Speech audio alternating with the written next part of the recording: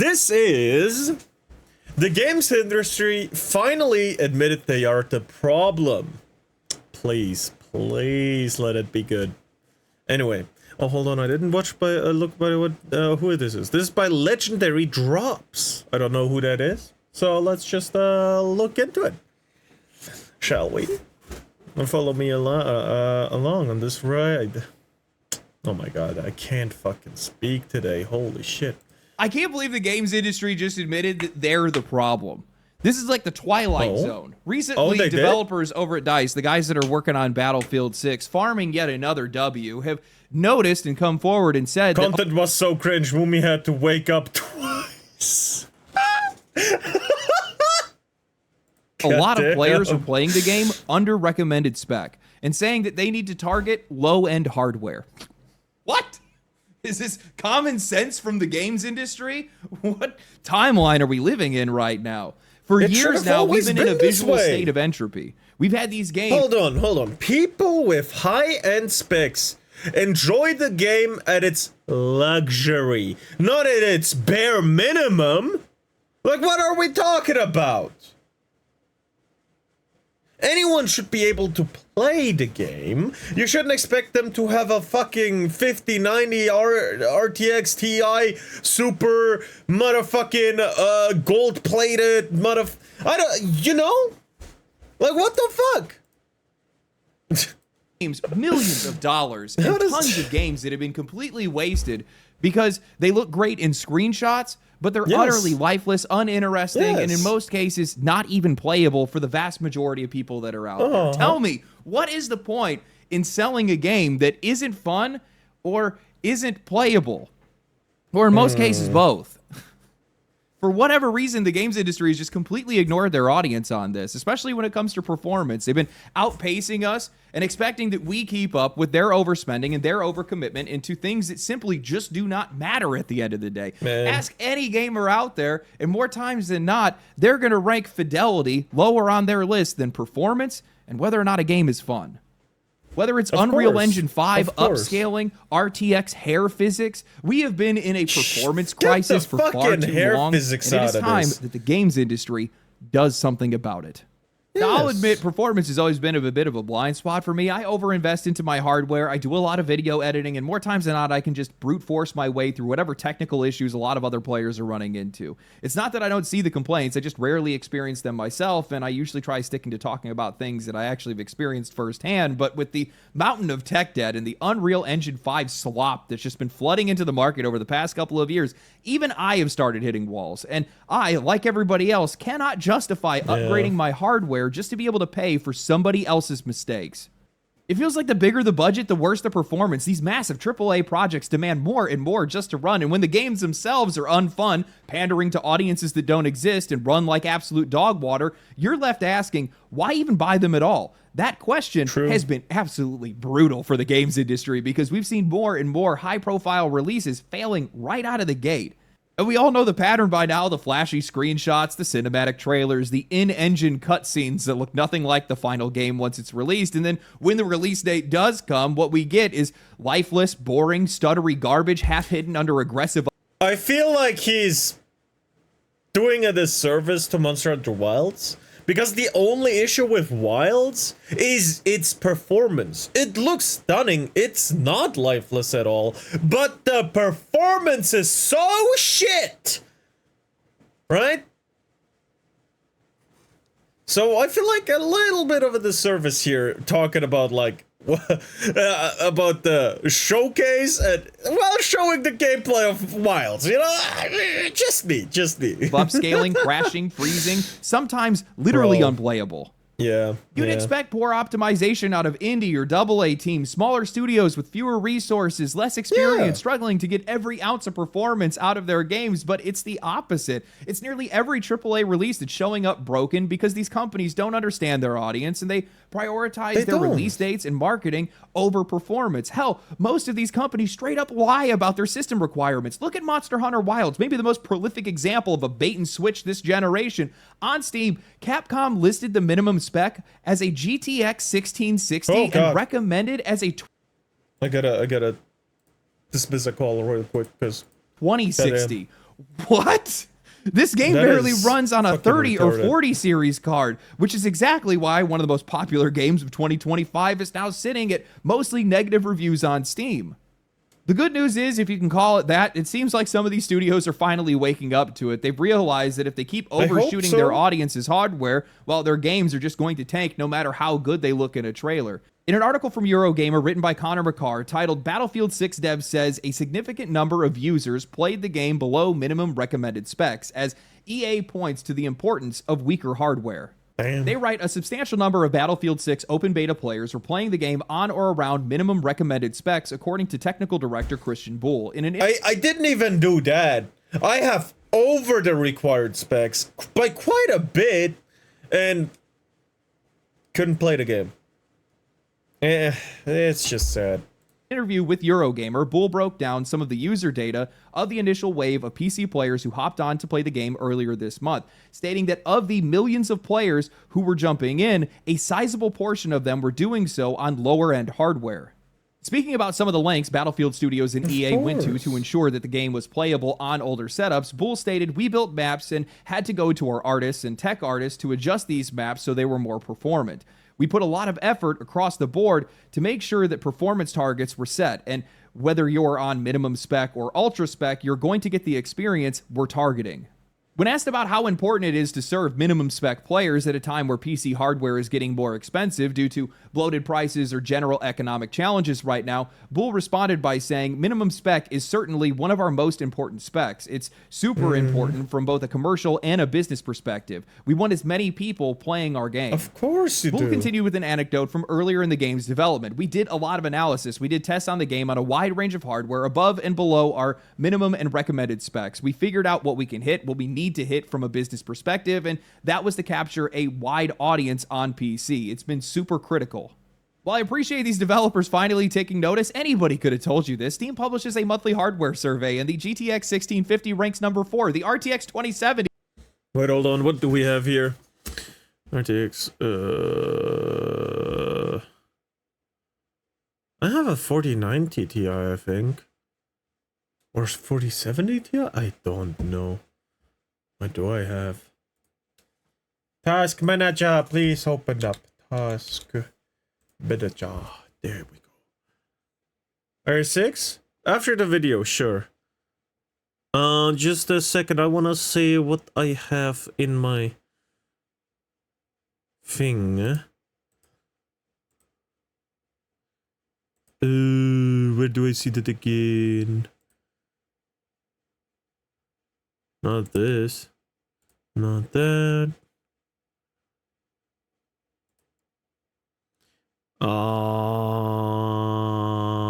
Where? Oh. Wait. Where do I see that again? 4080 Ti, 4070. What the fuck? Yes, I have Task Manager open. You just can't see it.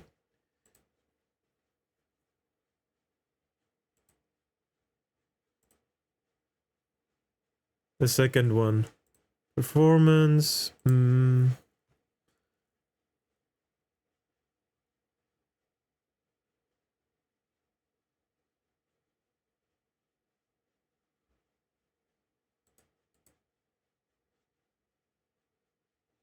Ah! Some Is it this way?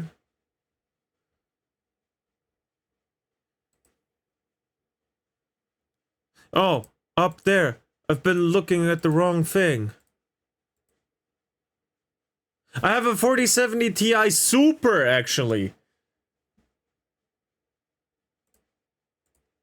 Ranks number 10, and everything else in that top 10 list is either mid-tier 30 or 40 series cards. Yet for some odd reason, we keep seeing these people wanting to flaunt NVIDIA's latest AI upscaling, here, RTX yeah. hair path tracing. And you didn't have any issues whatsoever, so it's not my fucking hardware that's at fault.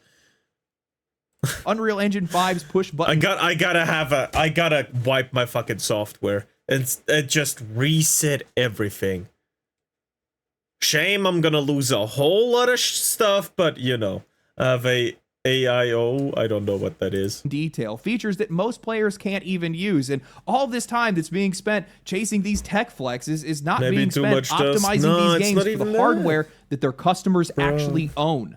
This is an industry-wide self-inflicted wound. Unreal Engine 5 deserves part of the blame, given how many games have been coming out on that engine. It gives developers way too many shortcuts to cover up for their mistakes rather than actually fix them. The result is a lot of bloated file sizes, technical debt, and a generation of developers that probably aren't even going to know how to be able to solve any of their own performance issues. But it's not just the engines that are making this worse. It's hardware companies that are complicit in this too. NVIDIA keeps pushing features like DLSS frame generation, essentially covering up for unoptimized code by having AI generate extra frames. Instead of actually addressing any of these root issues, these tools are giving publishers and developers more excuses to ship broken games and rely on hardware gimmicks to be able to mask it. Now, with that said, Tim Sweeney, CEO of Epic, the creator of Unreal Engine 5, is still... Your hardware should be a bonus to the game, not a requirement to the game. Right with his recent comments regarding the criticisms of the engine, where he had said, the primary reason Unreal Engine 5 games don't run smoothly on certain PCs or GPUs is the development process. Going further on to say that many developers begin developing games for high-end hardware, then optimizing and testing on lower-spec devices in the final stages. All this is creating two massive problems for the games industry. First, by targeting high-end hardware, developers end up working backwards. They build for the top 1%, they cram in all the extra bells and whistles, then they realize at the 11th hour that most players can't even boot the thing. So what do they got to do now? Well, they got to start ripping the pieces out, stripping back shaders, scaling back assets, downgrading effects. But by that point, those features are so baked into the game that it destroys the experience at a fundamental level. Try to pull anything out, and then all of a sudden the entire thing collapses, breaking other systems in the process. That's why so many games launch with bizarre bugs or missing features. It's not because the tech is impossible. It's because developers are undoing their own work in a blind panic. Second, and this is the most damning part of all of it, and also the most infuriating, is that optimization is not happening across the entire development cycle. It's being crammed into the very last stretch, right before the game's release, when the game's already locked in and the deadline is set. And the worst part is that those deadlines are not about the players. It's about fiscal calendars. Publishers are shoving these games out the door to be able to prop up their quarterly earnings, to be able to make their investor slideshow look pretty. Marketing drives the stock price, not performance. That's why you see so many of these beautiful trailers and disastrous launches. It's not incompetence. It's a business model that's built on sacrificing quality for Wall Street optics. If for whatever reason you guys think I'm talking out of my ass with this, you can see it plain as day with Capcom. Dragon's Dogma 2 launched in March, just 2 weeks before their fiscal year-end report. Monster Hunter Wilds came out the year after that, at the very last day of February, again, right before earnings. Both times, those games shipped with poor technical condition to be able to impress their shareholders instead of actually serving their players. And both times, the long-term cost was pretty obvious with that. I mean, Monster Hunter Wilds sold 8 million copies in its first month, but since then has only been able to move 500,000 copies. The problem isn't just that these games are broken at launch. It's what the cycle has done to the entire games industry. When publishers are rushing products to be able to meet financial deadlines, when developers are treating optimization as... Man, I would have loved playing Wilds with Frosty, man. It would have been so much fucking fun just farming the shit out of everything. Learning weapons alongside him and... But the game ran shit for me and not at all for him. How do you excuse that? As an afterthought, the result is an endless loop of wasted resources and burned trust. And it's not like he has a shit PC, he has a really fucking good one. He built it himself because he's an IT god. Bro, with their players. Players are going to stop buying these games because they don't believe that they're going to work. Developers are going to burn out trying to patch problems that should have been solved months before the game even came out. It's going to make it even more difficult for these guys to be able to deliver additional content. Publishers are doubling down on their marketing instead of just listening to their audience. It's a vicious cycle where short-term profits are prioritized over long-term stability, and every time it happens, it deepens the fracture between the studios and the people that they're supposed to serve. And I feel like that's the part that the games industry has to understand. Performance is not just a technical detail. It is the foundation of whether or not people want to engage with your games at all. If a player cannot trust your game to be able to run smoothly, if they cannot trust it to even work in the first place, then why are they going to buy it? They're not going to play it. They're not going to stick around for your battle passes, expansions, or microtransactions. These guys are gone. I absolutely love the foresight of these Battlefield 6 developers to say that reaching a wider audience involves them targeting lower-end hardware. That is so refreshing to hear nowadays. Maybe these guys watch the channel. If you do, subscribe. It feels like we've had half a decade or more of these guys talking about wanting to target the modern audience, whatever that is. It don't exist! All you need to do is just look at the price of your games and how your games perform. Look, I promise you that if you deliver a fair price and good performance, you're going to move a lot more copies than you will with difficulty settings and a character with dyschromia. Bro. You know, when I talk about these issues, I think in a lot of cases, performance is probably the biggest culprit when it comes to just this overwhelming feeling of customer dissatisfaction. Like, that's just the root of where this all started. First, people got mad about how these games performed, and then they started getting mad about everything else. You know, and I've seen a lot of game developers that have come out and try to get people to just tone it down a little bit, you know, get rid of the animosity. But what these guys don't understand is that the only way you get yourself into the position in which you have this much vitriol is because you've made the players, you've made your customers feel so undervalued that they see you as an enemy and not an ally. The games industry does. Hold on. To that enemy and not an ally. Yes, Bungie, Activision, Blizzard. EA is redeeming itself with DICE? Somehow EA's the good guy! Look at what you made me say! And Ubisoft, of course, man. Does not have any quality standard. That's a problem. This is all self-policed by platforms. So if somebody goes out and they buy a game and that game doesn't work for them and for whatever reason they can't refund it, they're going to feel like they got conned. And in a lot of cases, they did get conned. Yes. So, you know, don't give out what you can't take back and don't put that evil out there. You're the one that did in the first place. The more I look into these issues, the more I come to realize that their priorities are just so broken nowadays. I mentioned it at the start of the video, but we're at a point of visual entropy. These guys are pouring hundreds of millions of dollars and tons of man hours into these games and into their visuals. And just because the tools are there doesn't mean you actually have to use them. And I think that's the problem that we're running into with a lot of these. But use them correctly. They've been saying, oh yeah, the hardware will fix our mistakes, which is not the fucking case. That's me getting conned by Ubisoft not letting me play, what? FC4 while I bought it.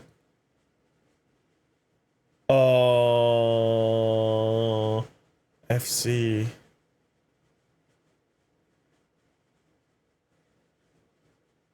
Far Cry 4. Oh, Far Cry 4, yeah.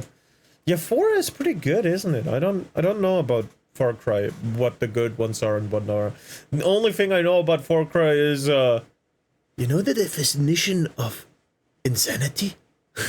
It's doing the same thing over and over again. And expecting a change. I love that. It's like, for whatever reason, these guys have looked at video games, and now they think that the only way they can sell them is through their visuals. It's like thumbnails, but with YouTube videos that have no substance. Yes. It's just not going to get you anywhere. And these guys have prioritized visuals for far too long, and it's gotten to the point where their games aren't even worth playing. Has anybody else noticed how it feels like almost every single other week there's some new visual tech that's being shoved into games? Look at Unreal Engine 5 Nanite with limitless polygons, Lumen for global lighting, MetaHuman creators for near perfect faces, Niagara for pixel level particle systems. But that takes out the magic of gaming. It's not supposed to look real. Right? It's supposed to look a little bit plasticky. It's not supposed to be real. At least, meanwhile, Silk Song. No, I'm talking about, like, it's fine if like the environment looks real, but the people never should. I don't want to see realistic fucking gore. I don't want to have to witness fucking cartel executions in a game that look right like the real deal. Right? It's supposed to be a little bit cartoonish, a little bit, you know, it's supposed to take away from reality. It's supposed to be a little bit of an escape. But and I think many games have forgotten about that. While others completely ignore it and just push a message like Assassin's Creed Shadows, but you know. I remember seeing that viral. Funny you say that. I'm playing Ready or Not right now. Yes, gore and realism. I mean, with okay, yes. But it still doesn't look like real life. It's very realistic. And the environments look realistic, but the people don't look like humans per se. They're human shaped and have like their structure, but you would not mistaken one of those to a real human, right? Viral demo about 3 years ago of the Japanese train station, or that other one where they had the and Ready or Not, for the average man, such a mission that involves pumping someone in the face full of fucking lead is not an everyday occurrence, okay? For the average guy, that is a fantasy, okay? ancient temple with the bugs, bats, and birds that were all communicating with each other in real time. It's impressive, sure. But at the same time, every single time I hear billions of triangles in a single statue or pixels that are running on their own AI, all I can think to myself is, something still has to render this. Yes. And I think that's where the problem starts. I was watching a recent UE 5.6 update where the narrator was bragging about how these tools could hit 60 FPS on current gen hardware. And I thought to myself, that's the catch. Current gen, most people aren't even using 40 series GPUs, and most consoles aren't running this tech. Bro, most people, as he said, are running fucking 30s, right? I'm running a 4070 Ti Super myself, right? And that's a really good graphics card, right? It really is. Current gen, I'm on a 10 series. Stop. Bro, these people are, current gen, the newest on the market. 60 is the max we can hit. And I'm just here like, huh? You what? Why?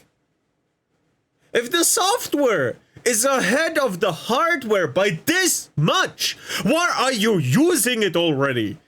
Like, you can use it as long as the old hardware can follow along if you do it right with compacting and shit. But no, you gotta fuck me in my ass. What the fuck?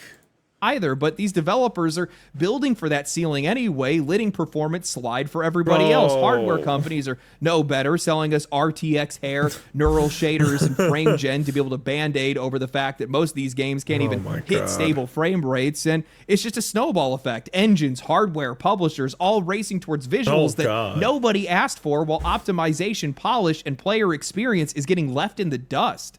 I think that we've hit a point where fidelity just doesn't need to improve, and honestly, I think it's starting to make a lot of these games look a lot less distinct. Just look at Unreal Engine 5 titles, especially these ones that are coming from the East. They're technically stunning, but they're all starting to blur together. Black Myth Wukong, Wu-Chang Fallen Feathers, Phantom Blade Zero, different games, different studios, but visually they could all be cousins. Sure, some of that's going to be a cultural art direction. Yes, but the difference between our shit in the West and their shit in the East, I could run the games. Stellar Blade, amazing visuals, like holy shit kind of visuals, stunning. Wu-Chang, stunning. Wukong, well, let's not even pretend, fucking stunning. Difference is, I could run the games beautifully, maxed out settings for the most part. I had a little bit of issues with Wukong at the start until I figured out the problem. But, you know, I could run those games, indeed. Where I'm from, your GPUs are super expensive due to cost of living. Most people can't afford them, yeah. And they're expecting everyone to run newest gens like it's the fucking supermarket? Bro, people buy those every few years at most. My first PC was untouched by upgrades for 7 years until I replaced the whole PC. Because it could run the shit at the time. And at the time, the games industry wasn't all, yeah, fuck the hardware. It's so fucking bad. But I think there's an unmistakable sameness to Unreal Engine 5 that a lot of players are starting to pick up on. You can see the trailer and instantly know what engine it's running. And worse, two of those most hyped examples, Black Myth and Wu Chang, both performed like garbage at launch. I think the bigger issue with a lot of these tools is that it's almost forcing these developers to have to use them. When you're working with Unreal Engine 5, with Nanite, with Lumen, with MetaHuman, it's almost like you're being handed a Ferrari and told to drive the speed limit. The temptation is always there to push fidelity even higher, to chase those flashy tech demo moments, even though it's going to come at the expense of performance optimization, or most importantly, the actual experience of playing these games. Instead of asking, does this make our game better, these studios are asking, why shouldn't we use this? And that's how you burn years of dev time and millions of dollars making fog particles and hyper-realistic skin shaders that nobody actually cares about the minute that they pick up a controller. And the truth is, I don't want to just single out Unreal Engine 5 because I don't even think this is engine specific. It's just a industry-wide disease, publishers and studios obsessing over how their games look while neglecting how they actually play. Souls-like clones, looter shooters, whatever trend they're chasing at the moment, the problem isn't... Bro, if we're talking about trash graphics that look still amazing, I mean, it's not trash graphics, right? That's doing it this disservice. But if we compare today's graphics to it, it's like behind, right? That's what I'm trying to say. My favorite Souls game, Dark Souls 3, hell yeah. And even Dark Souls 1, they look amazing. Not because they have good graphics, but because the fucking environment is hand fucking crafted. Yes, they used a whole lot of items and furniture multiple times to save on cost, but holy shit, do the environments look amazing. The Ringed City? God damn! Eerie feel? Like, holy shit, Warframe looks amazing, runs on old hardware too. Yeah! Look at fucking Warframe! Too bad you can't really see anything in Warframe because you speed blitz past everything. But yeah, it's amazing! No, I'm serious. Like, Dark Souls 3 has one of the most remarkable biomes, environments, and places to look at just like that. And it runs on a PS3, technically. Right? Hardware-wise, anyway. Like, what are we talking about? How does your game perform worse, not gameplay-wise, I'm talking about performance and shit, than Dark Souls 3? Like, come on. Yeah, we're talking about fucking FromSoft here, but you know, FromSoft has been delivering for quite a while now. I loved every single game. I haven't played Dark Souls 2. I'm actually kind of... I want to play it now. after playing all the Souls games, I want to play Dark Souls 2 as well. As a Vault main, can confirm that game basically go brrrr. Just the repetition. It's the fact that these developers are burning time, money, and effort making sure that their games look marketable without ever stopping to ask whether their games are actually worth playing. And that's why I brought up that Tim Sweeney quote earlier, because if these games are running poorly because of the development process, that same logic applies to why so many of these games are unfun. And I think one of the rare exceptions to that rule is Expedition 33. Yes, it leaned on current gen tech, but it was optimized well enough, and more importantly, it delivered on narrative, on mechanics, and on gameplay. They weren't seduced by the industry's obsession with must-play screenshots. They just built a game that people actually wanted to play. No, in most cases, you need to actually play that game. And the funny thing is, I don't even need to use a AAA-looking game to prove this point, because as I'm recording this, Hollow Knight Silksong is absolutely exploding. It's a 2D Metroidvania game made by 7 people where fidelity doesn't even enter into the conversation. It's about tight controls, hypnotic art direction, and a world that pulls you in. The same thing goes for some of the games that I play the most on Steam. Terraria, Abiotic Factor. I'm looking forward to trying out Darkest Dungeon, Undertale at some point. None of these games aim for realism, yet they stand out because they're unique, distinct, and fun as hell. And, you know, and again, a fantasy world where anything can happen. Whoa, imagine that. People trying games to not be in reality. Woo! And don't come with the fucking Ready or Not reference. Most people don't shoot people in the faces with a shotgun, okay? That's different. You know what? Randomly, I played a demo for a game called Shroom and Gloom in one of my last videos, and my comment section was flooded with people asking me what that game was, despite the fact that I pinned it in the comment and people just ignored it. But nobody cared about the fidelity. They just cared because it looked fun.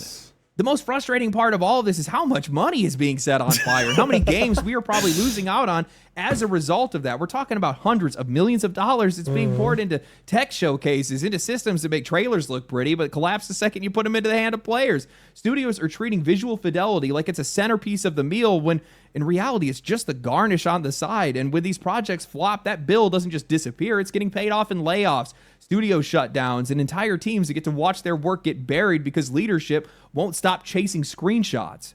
Audiences are not asking for this. Nobody is asking for this. Nobody is boycotting a game because puddle reflections aren't photorealistic. Nobody is saying, I would have bought this game if the hair was ray traced. But these publishers keep convincing themselves that fidelity is the hook because it's something that they can show on a sizzle reel to be able to pitch to their investors as innovation. Meanwhile, the people that are actually buying and playing games, we just want something that runs smooth, plays well, and feels distinct. It's not just that fidelity doesn't matter. It feels like the pursuit of all of this is just actively rotting the foundation of this industry. Look, man, visuals age fast, but good game design does not.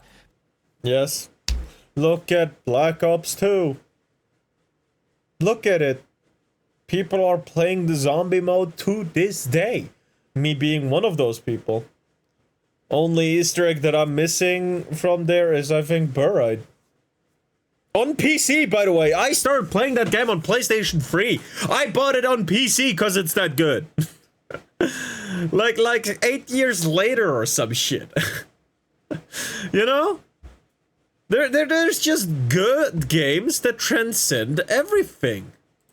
Right? Fidelity has a shelf life. The tech demo everybody was raving about 5 years ago looks dated today, but the games that people actually come back to, the ones that actually have staying power, the ones that are actually remembered, they're being remembered because they're fun, because they run well, because there's something that's there that they offer that just feels timeless. Look at Minecraft, Terraria, Stardew Valley. None of these games won people over with cutting-edge graphics. They won them over because, they're just good titles. They're great titles. Well, yeah. Warframe is memorable, but it's not the first thing I would say. For me, most obviously for me personally, is Destiny 1. Yes, it had its hardships. I'm not saying it's the perfect game, but it is extremely memorable. Destiny 2? Fuck that game. Fuck it. Fuck no. Titles. They're great games to play. This obsession these guys have with chasing realism isn't just wasteful, it's disposable. Studios burn mountains of cash on fidelity that's outdated the moment the next graphic card cycle drops. They're mortgaging their futures on tech that doesn't hold any value while ignoring the fundamentals that could actually keep their games alive. And the players, we can see it. That's why so many of us have started drifting towards indie and AA titles instead, because those games might not be pretty in a AAA sense, but at least they're built to last.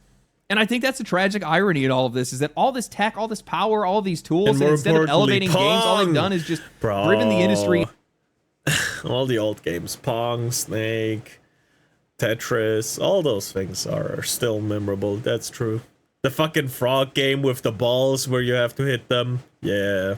Into a corner. Developers feel obligated to use every single shiny new feature. Publishers demand graphics that sell in screenshots, and the players, we're the ones left holding the bag with bigger installs, worse performance, and a shallower experience. It's not progress that we're seeing, it's just entropy. We're seeing a lot of wasted effort. We're pouring more and more in, and we're getting less and less out of it.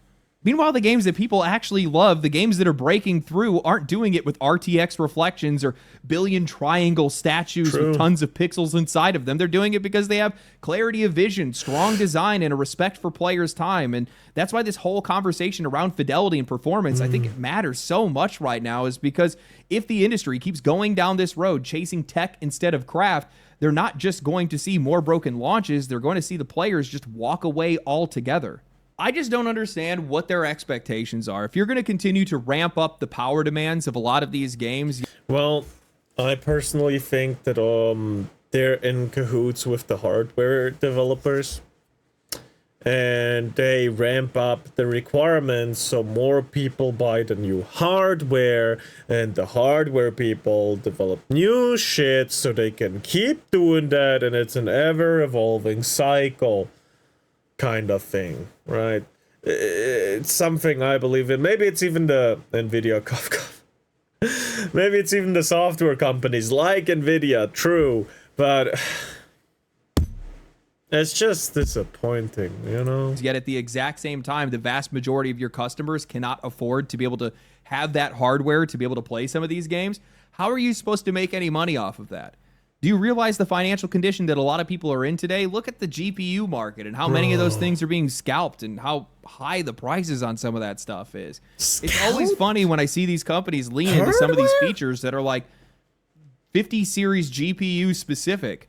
What use is that going to do for the vast majority of people that are out there? Especially if you go and you look at some of the stats that are on Steam. Most people do not have these GPUs, and they probably aren't going to have them, or are likely just going to skip that generation entirely. Is so ass, bro. And, you know, the consoles are in the same position as well. They're barely eking by with some of these games being able to have decent performance for people to be able to play them. And some of that falls on the hardware itself, but I think a lot of it falls on just the general ambition of some of these publishers and developers. You know, a theory that I have is that a lot of genuine talent has just left the games industry. And the only way that they know how to compete is on visuals now. And that's one thing that they have in abundance because apparently artists are a lot more available than programmers or video game design visionaries that actually know how to make something of value. Yes, and because you overvalue the art and undervalue the structural code behind it that is keeping everything together and flowing. You're trying to make a river with sand instead of water. It's not gonna work. It'll only work if it's really fucking steep. But then you'll have a fucking waterfall, or a sandfall, if you will, instead of a river. Right? It doesn't work like that. The other part of it is, I hate to say it, it literally is just for investors because it's the one thing that they know that they're going to be able to understand. Look how high tech we are. Look how realistic our games are. Aren't we so high tech and so amazing? Don't you want to? Hey, why is this game where I can count the pixels outperforming us? It's even 10 years old. How is this game called Terraria? How is this outperforming our game by this much? To invest in us, bro. I wish one of those investors would look at it like that. Just one of them, and everyone would be, wait a minute, what? It'd be so fun to see a fucking company, a games company, falling because its investors were like, wait a minute, wait a minute, wait a minute, wait a damn minute. It'd be so fucking fun, but that's not gonna happen because idiots. Guys buy into it. They just go ahead and invest in it. We've become an afterthought. That's really what this comes down to. And I'm glad to see some publishers waking up to it and realizing what the issue is. But I think that by and large, a lot of these guys, they're gonna have a hard time coming off the sauce because it's the only thing that they know at this point. And you know, it's really alarming when you sit back and you listen to some of these more like deep dives or directs where these guys start talking about their game that they have coming up, and you listen to see how much of it is talking about just how the game looks rather than how the game actually plays. I remember when they were doing Assassin's Creed Shadows, I think they spent a good 5 to 10 minutes just talking about how the game could change seasons. Come on, man. You know, it's funny when I look at some of the more... I'm sorry, but Minecraft has been having day-night cycles and shit and weather conditions for a hot fucking minute. And seasons aren't even that difficult for Minecraft to add at this point. Just change the rain at some point to snow. It's really not that hard for Minecraft to do it, but it's useless, so they won't do it. I mean, Minecraft is now a fucking glorified shithole anyway, with what is being added and the fucking mob scams, but whatever. Or high fidelity, really beautiful games that are out there. In a lot of cases, I've been noticing these guys have been using, I'm sorry, the successful ones. I need to clarify. The successful high fidelity games that we've seen, which honestly, there aren't very many. The ones that I have seen that have done well, that have also retained players because they performed well on a large set of hardware. Best example I could probably use is Kingdom Come Deliverance 2. That game was absolutely gorgeous and could run on a potato. Insane what they did with that game. But in a lot of cases, I'm seeing these guys use either their own in-house engine, or they've taken an older engine and repurposed it for their own use, customizing it for what they plan to do with it. And I think that there's a huge difference in that, where with Unreal Engine 5, you're just getting this like pre-baked thing that's supposed to do everything, and it's supposed to be an industry standard, or at least they're trying to make it one. Where in the past, a lot of these guys would either create their own a standard for everyone is a standard for no one. I stand by that. Engine or retool one, and because of that, they're Kingdom Come Deliverance, Kingdom Come 2 runs at 30 FPS with a GTX 1060, so playable? God damn. Yeah, no. I have a slightly, like, bad opinion of the game, personally. But whatever. That's just me, right? That's just me. Tinkering with it and designing it specifically for what they're trying to do with their games, not necessarily how they're trying to get their games to look. And there's a complete difference in vision with that. But I hope things change. I hope that people see more of this. I hope that, you know, if you're seeing a company like EA waking up to it, hopefully some of the bigger publishers take notice of it as well. But chances are we probably won't. Let's just be happy that we get one win, I guess. Anyway, hope you guys enjoyed the video. If you guys did enjoy the video, like the video, subscribe to the channel, comment down below. Tell me about your worst video game performance experience. I'm down to hear it. Outside of that, that's all I got for the video. Follow me on Twitch. Follow me on Twitter. Catch me live on Fridays today. I'll catch you guys in the next one. Stay cool, stay righteous, stay safe. Peace. Bye-bye. Oh, it's this dude! I can't believe the game. Elden Ring, surprisingly. Honestly, Elden Ring ran perfectly fine for me. For me, if the game runs, I can play it on highest settings with little to no issues. If the game runs. No matter what it is. Right? Except Ark Survival Evolved. That shit is a shit stain of a performance thing, right? You need future specs for that. No, but normally I can play anything on highest settings. But yeah, legendary drops, check him out, leave him a like, subscribe. This dude's pretty cool, honestly. And of course, I am quite looking forward to whatever happens with the gaming industry. Hopefully. Anyway.